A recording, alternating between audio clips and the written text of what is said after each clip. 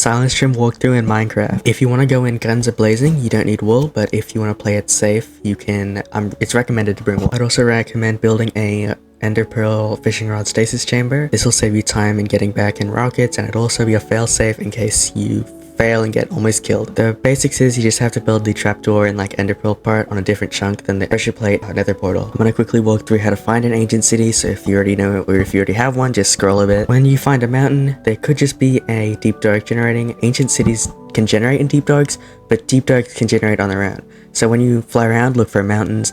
It's good to look for everyone because there could be ones that's tiny. The rule of thumb is 160, so this one just barely makes the cutoff, so we'll check under it.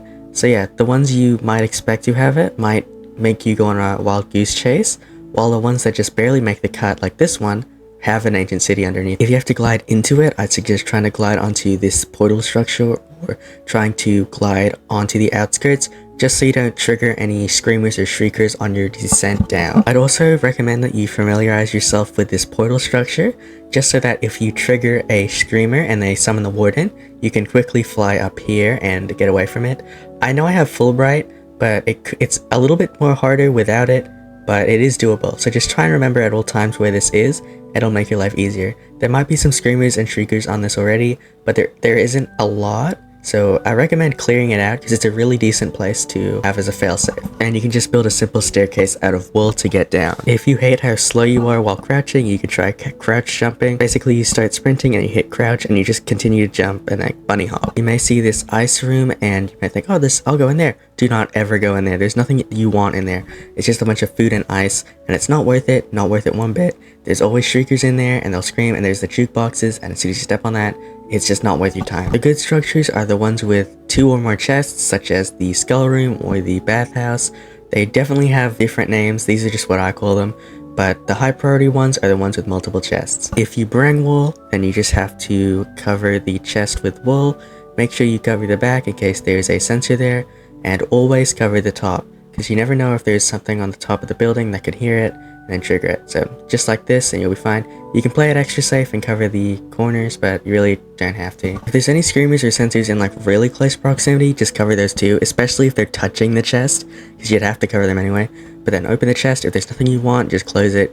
You can recollect your wool, but I mean, you might forget. So here's what you do if you've ran out of wool or just didn't bring any. Let's just say I didn't bring any wool, just forget the ones in my hotbar. What you want to do is just open the chest, and then as soon as you open it, fly away. If there's anything good, you can steal it, but by the time you fly away, if you're lucky, you won't get caught by the shrieker and you won't get darkness. If the place has more than 1 chest, depending on how fast your fingers are, you may be able to get out without getting darkness. It is possible, as I just did 2 chests without getting darkness at all.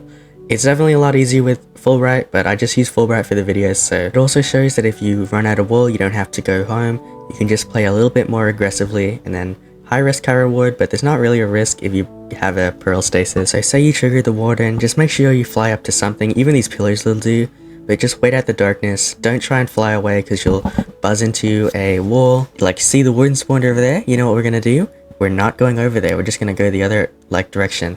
He'll despawn eventually if he can't hear us. The loot pool for the trims is 5% for the ward armor, which you'll see a lot, and then 1% for the coveted silence trim. So it may take you a couple times. It took me like 7 ancient cities to get 1. Yes, you could always use chunk base to find where they are, but it's more satisfactory when you get it yourself. Also, while you're opening chests with that wool, just listen, because you might not even trigger a shrieker, and you can just continue on. You might not even have to fly back. Duplicate your trims as soon as you get them. Have a backup you store in somewhere in case you accidentally use it, because if you use it, you'll have to get it again. Duplicates are so important. Please duplicate it. 1 cobble deep slate and like 7 diamonds, please. But yeah, that's a walkthrough on how to get the silence trim. It's also kind of a walkthrough for an ancient city, because depending on, even if you just want god apples, you can use that for that. But yeah, try to cut out the fat in these videos, so hopefully this was more informative.